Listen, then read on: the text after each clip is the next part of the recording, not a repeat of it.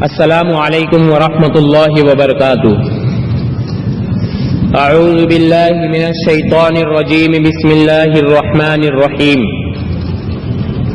कुल जाअल हक़्क़ु व ज़हक़ल बातिल इन्नल बातिला काना ज़हूक़ा, सदक़ल्लाहुल अज़ीम। अभी कुछ दिन पहले पुष्पेंद्र का एक वीडियो मुझे भेजा गया और उस पर यह इच्छा जताई गई कि इसका जवाब दिया जाए। पुष्पेंद्र की पहले आप वीडियो सुने कि इसमें ये क्या बकवास कर रहा है। Sir, what is 30A? 30A Bharat के संविधान में एक ऐसी धारा है, ये धारा ये कहती है कि हिंदू अपने धर्म की शिक्षा नहीं दे सकता, अपने कॉलेज में नहीं दे सकता, प्राइवेट कॉलेज में नहीं दे सकता, इसके लिए कॉलेज नहीं बना सकता, और जो सरकार के जो कॉलेजेस हैं उसमें नहीं दी जा सकती। लेकिन एक धारा है 30, वो 30 धारा मुसलमानों को इस बात की इजाजत देती है कि वो अपनी मजहब की शिक्षा के लिए कॉलेज खोल सकते हैं, वो मदरसे चला सकते हैं, क्रिश्चियन अपने मदरसे चला सकते हैं, स्कूल इंस्टीट्यूशन चला सकते हैं जहां वो अपने मजहब की शिक्षा दे सकते हैं। मेरा सवाल यह है, क्या संविधान के निर्माताओं को इस बात का बोध नहीं था कि सिम्मी जी, अगर आप अपने धर्म की शिक्षा आपको नहीं मिलेगी तो आप में संस्कार कहां से आएंगे, आप में फेथ कहां से आएगा, आप वेद क्या हैं, पुराण क्या है, कैसे जानेंगे। ये घूंघट इसलिए नहीं था कि हमारे यहां था, हमको गलत नैरेटिव दिया क्या। ये भारत के अंदर जब मुगल शासक आए, उनका एक ही एजेंडा था कि जितने गैर मुस्लिम औरतें हैं उनका रेप करके उनकी नस्लों को सुधारना है। तो आर्टिकल 30A भारत के संविधान से हटना चाहिए। इस देश के 90 से 95 करोड़ हिंदुओं को उनका शास्त्र क्या कहता है, उनका वेद क्या कहता है, इसकी शिक्षा की इजाजत देनी चाहिए। इस वीडियो में पुष्पेंद्र ने सिवाय झूठ के और कुछ भी नहीं कहा है। इसने कहा कि एक धारा है 30A की, जिसके आधार पर हिंदुओं को गीता और वेद पढ़ाने का अधिकार नहीं है, जबकि आज हम भारत में देखते हैं कि वेद भी पढ़ाए जा रहे हैं, गीता भी पढ़ाई जा रही है, और कई लोग तो ऐसे हैं जिन्होंने गीता पढ़ी ही स्कूल में है।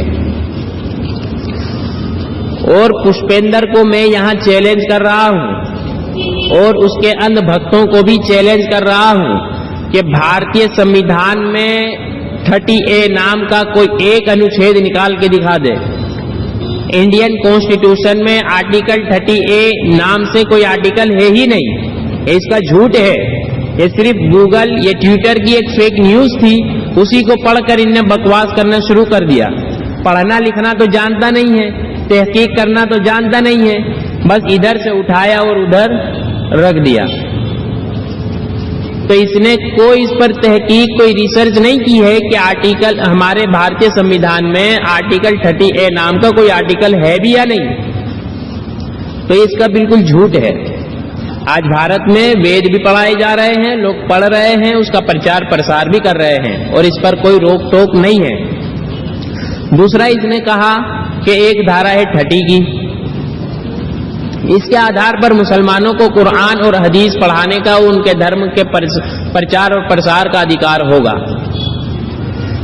यह भी इसका बिल्कुल झूठ है। आप स्क्रीन पर देखें, यह आर्टिकल 30 है, यह इंग्लिश में है और यह हिंदी में है।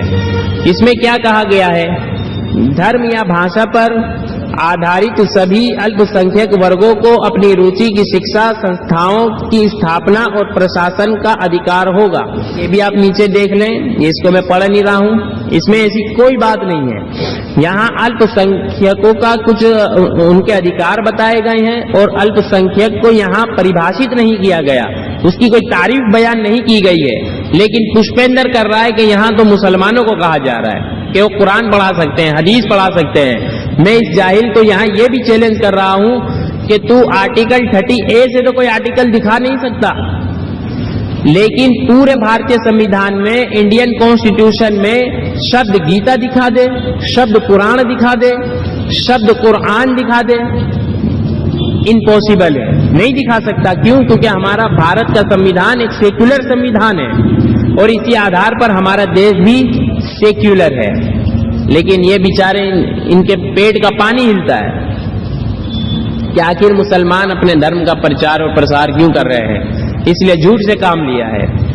यहाँ जो अल्पसंख्यक है, ये देखे भारत का राजपत्र है 27 जनवरी 2014 का। इसमें एक तो मैंने पीली लाइन किया हूँ, फिर एक अंडरलाइन किया हूँ ब्लैक कलर की। इसको आप देखें, इसमें कहा गया है कि जो अल्पसंख्यक समुदाय है वो मुस्लिम, ईसाई, जैन, सिख, बौद्ध, पारसी, ये सारे समुदाय को अल्पसंख्यक समुदाय कहा गया है। तो ये सारे लोग इसमें शामिल है, ये सब अपने धर्म का प्रचार प्रसार कर सकते हैं।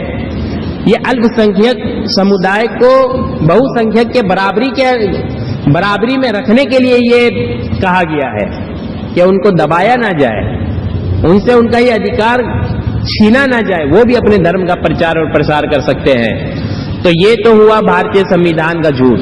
अगर यही झूठ कोई मुसलमान ने कहा होता, इसने आखिर में कहा है कि ये धारा हटा देनी चाहिए, अगर यही शब्द किसी मुसलमान ने कहा होता तो मैं दावे के साथ कह रहा हूं इसी भारत देश के ना जाने किन किन कोनों से कहा जाता कि ये देशद्रोही, अगर इसको भारत का संविधान पसंद नहीं तो पाकिस्तान चला जाए।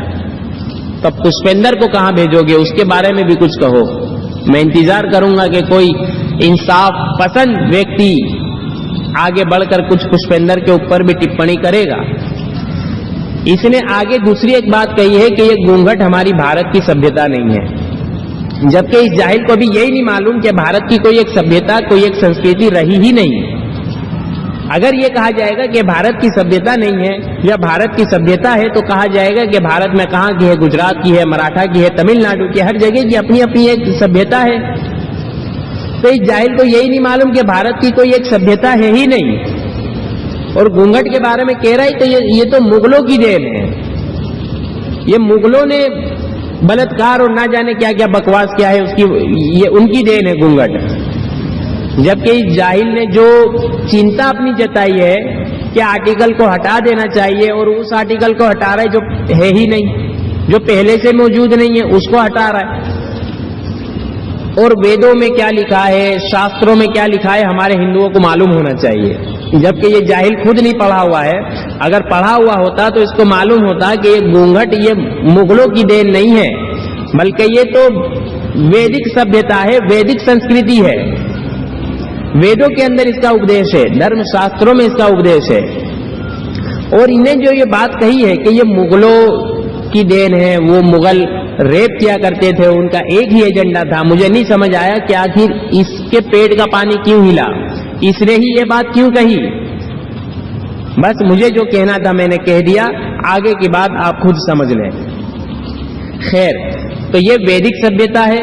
आप इसके कुछ हवाले, इसके कुछ प्रमाण देख लें। ऋग्वेद मंडल 8 सूक्त 33 और मंत्र नंबर 19 के अंदर कहा गया, अथः पश्यस्वमोपरि संतराम पादकोहर माते कशप्लकौ दृशं स्त्रीः ब्रह्म बभूवित्। शापवश स्त्री बने हुए प्रयोगी से इंद्रदेव ने कहा, अब तुम नीचे की ओर दृष्टि रखो, ऊपर की ओर नहीं। पैरों को पास पास रखकर चलो, तुम्हारे दोनों अंग, मुख एवं पिंडलियां दिखाई ना दे, वस्त्र से ढकी रहे। अब बताओ, जब मुख जो है वस्त्र से ढका रहेगा तो घूंघट होगा या नहीं होगा? घूंघट ही होगा। तो मालूम हुआ कि ये वैदिक संस्कृति है घूंघट, ये मुगलों की देन नहीं है। ये जाहिल ने कुछ पढ़ा लिखा नहीं है, इसलिए बकवास कर रहा है। ये वैदिक संस्कृति है। और एक हिंदू जो शास्त्रों को मानने वाला होगा, जब उसके सामने वेद का प्रमाण आ जाएगा तो वेद के अलावा किसी और प्रमाण की उसका आवश्यकता नहीं होगी। और इस वेद के इस मंत्र के अनुसार सीता जी ने अपना जीवन भी व्यतीत किया है। जब सीता जी का हरण हुआ और जब उनकी तलाश की गई तो बहुत सी सीता जी की चीजें मिली थी। तो लक्ष्मण जी से बहुत सी चीजों के बारे में पूछा गया तो लक्ष्मण जी पहचानते गए। फिर कोई चीज मिली जो सीता जी चेहरे पे पहना करती थी या हाथ में पहना करती थी, तो लक्ष्मण ने उसको पहचानने से इनकार कर दिया। इसको वाल्मीकि रामायण में बयान किया गया है। वाल्मीकि रामायण किष्किंधा कांड सर्ग 6 श्लोक 22 के अंदर लक्ष्मण जी ने कहा, नाम जानामि केयूरे नाहम जानामि कुंडले निर्पुरे त्वभि जानामि नित्यं पादाभिवंदनात् उन्होंने कहा कि मैं सीता के हमेशा चरण देखता था। अब कोई कहेगा भाई चरण देखते थे, इससे घूंघट कहां साबित हुआ? यहां दो बातें हैं। एक तो ये बात फितरी तौर पर ठीक नहीं होगी, साबित नहीं होगी कि हमेशा हम किसी के चरण ही देखते रहे। हाँ, ये हो सकता है कि जब हम पहली नजर उस पर गई, हमने देखा कि भाभी है, हमारा चेहरा नीचे, हमारी निगाहें नीची हो गई, तो इससे फिर लक्ष्मण जी को कह रहे हैं कि मैंने चेहरा नहीं देखा, तो ये बात गलत हो जाएगी। जबकि चरण में देखने से पहले चेहरे से पहचानना जरूरी है। चेहरे से पहचानो या किसी से भी पहचानो। और दूसरा, सीता जी के बारे में यह नहीं कहा जा सकता कि उन्होंने वेद विरुद्ध अपना जीवन व्यतीत किया होगा। तो सीता जी घूंघट निकाला करती थी, लक्ष्मण जी जब देखते थे कि मेरी भाभी है, वो अपनी दृष्टि जो उनके चरणों में डाल दिया करते थे। इसी तरह द्रौपदी ने भी अपना जीवन व्यतीत की। द्रौपदी के साथ जो मामला पेश आया, अभी वो मेरा विषय नहीं है, लेकिन जब उनके साथ जो मामला, द्रौपदी के साथ जो मामला पेश आया, फिर द्रौपदी ने क्या कहा है उसको महाभारत के अंदर भी बयान किया गया है। उसका हमें वर्णन मिलता है महाभारत खंड 1 सभा पर्व अध्याय 69 श्लोक 5 के अंदर द्रौपदी ने कहा, याम नवायुर्न चादित्यो दृष्टवन्तो पुरा गृहे साह मध्या सभा मध्ये दृश्यास्मि जन संसदी।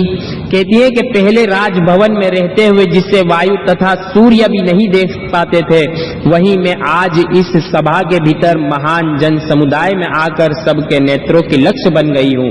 यानी वो भी पर्दा करती थी, वो भी वेद के अनुसार ही अपना जीवन व्यतीत करती थी, उनको वायु सूर्य भी नहीं देख पाते थे, इतना वो पर्दा करती थी। लेकिन एक खास मामला पेश आया तो वो अपना एक दर्द बयान कर रही है। तो मेरे दोस्तों, ये वैदिक संस्कृति है और संस्कृत की एक कहावत है, अति रूपेण वै सीता चाति गर्वेण रावणः अति दानाद बलिर्बद्धो हयति सर्वत्र वर्जयेत। यानी अधिक सुंदरता के कारण ही सीता का हरण हुआ था और अति घमंडी हो जाने पर रावण मारा गया, अत्यंत दानी होने से राजा बलि को छला गया। तो ये संस्कृत की एक कहावत है, अति रूपेण वै सीता, के सीता का जो हरण हुआ वो उनकी सुंदरता के कारण हुआ। तो मेरे दोस्तों, इससे ये सीखना चाहिए कि सुंदरता को छुपा कर रखना चाहिए, उसकी हिफाजत और सुरक्षा करनी चाहिए। और ये जाहिल कह रहा है कि मुगलों की देन है, तो ईश्वर से हम यही दुआ कर सकते हैं कि ऐसे जाहिलों को ईश्वर सद्बुद्धि दे और सत्य बात को समझने की प्रेरणा दे। वाखिरु दावाना अनिल हम्दुलिल्लाहि रब्बिल आलमीन।